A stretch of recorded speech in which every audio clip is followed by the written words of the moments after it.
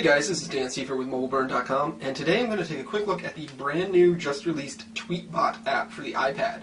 Now Tweetbot has been around for the iPhone for almost a year now, and it actually just came out with version 2.0 today for the iPhone with a couple new enhancements, but users have been clamoring for an iPad version of the app pretty much ever since the iPhone version came out, and it finally released today, so we're going to take a quick look at it. So let's open it up here. Now obviously it's a Twitter app, and it's your pretty standard view right away from your Twitter app, what one would expect. You've got your timeline on the right here, and then you've got access to various sections of the app on the left. Now, what's so cool about Tweetbot and why people really love it on the iPhone is it's got a really cool design as far as the aesthetics go, but it's also got some really useful, handy gestures. So, for starters, if you double tap a tweet in the iPad app, there we go, we can take a look at the details of the tweet, and you can see retweets, replies, it's got Favestar FM integration, you can then take actions on it, retweet, reply, etc.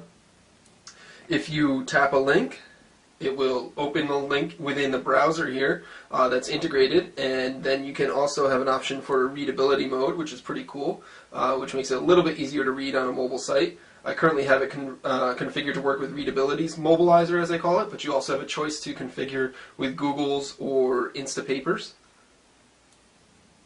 Now, if you take a conversation view, if somebody's having a conversation going back and forth on Twitter, you can swipe from left to right, and you can view the whole conversation quickly and easily. If you swipe right to left, you can view any replies to it quickly, pretty easily there.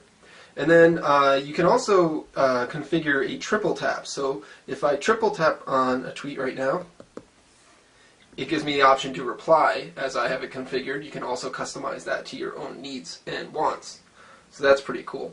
Now down over here on the left, you got access to your standard mentions, which is pretty obvious. It's got pull to refresh, as you can see, so you can pull the column to refresh it as one might expect. It's also got integration with tweet markers, so if you have Tweetbot on your iPhone and Tweetbot on your iPad and you read something in your timeline or you advance in your timeline on your iPhone, when you come to your iPad it will automatically be where you left off, so that's very useful.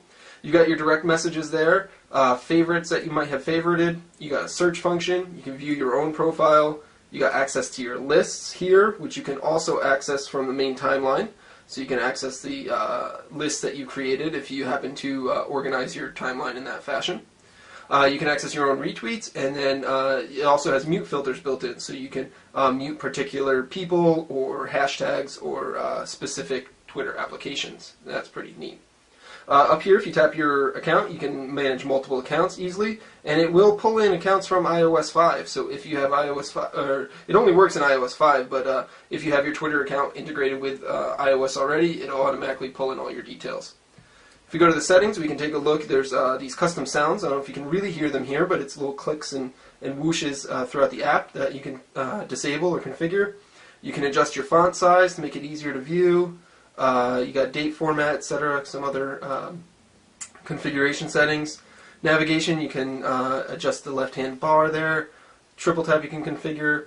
And then you got various account settings, so you can set your things like your notification levels, your various URL tools, your syncing. You can have it set to read it later integrations with different read it later services. So that's all pretty neat. It's pretty powerful. Overall, it's really impressive. It's really what we'd expect from Tapbots, the creators of Tweetbot, to bring to the iPad. It's got all the features that the iPhone version has and makes the iPhone great. It's really fast and slick. This is even on an iPad 1 with a single core processor. There's really no lags, as you can see. It loads very quickly, it's very easy to use, and is really a great alternative to the official Twitter app for the iPad.